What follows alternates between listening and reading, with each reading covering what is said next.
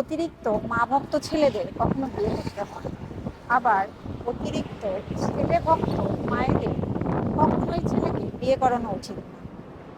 আবার অতিরিক্ত বাপের বাড়ি ভক্ত মেয়েদের কখনোই বিয়ে করা উচিত না।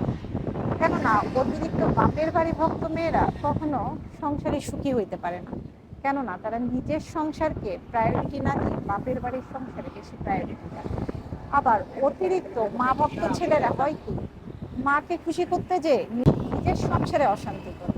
অতিরিক্ত ছেলে ভক্ত মায়েদের কেন বিয়ে করানো উচিত নয় তার প্রমাণ হয়তো আমরা সবাই জানি। যেমন পলাশ সাহা নিজের ছেলেকে এতটাই ভালোবাসে যে দুনিয়া থেকেই তাকে চলে যেতে বাধ্য করলো।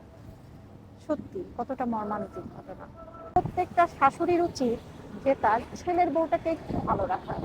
কেননা সে যদি তার ছেলের বউটাকে একটু ভালো রাখে তাহলে হবে কি, তার ছেলেটা ভালো থাকে। এটা না অনেক শাশুড়িরাই বোঝে না। আসলে আমি যদি আমার ছেলেটাকে ভালোবাসি, আমার ছেলেটাকে যদি আমি ভালো রাখতে চাই, তাহলে ছেলের বউটাকে একটু ভালো রাখি না, তাহলেই তো আমার ছেলেটা ভালো থাকবে। উনি যে কাজটা করলো সেটা হলো উনি ওনার ছেলের বউটাকে ওনার ছেলে থেকে আলাদা করতে চাইলো। পরিশেষে কি হলো, ছেলেই দুনিয়া থেকে আলাদা হয়ে গেল।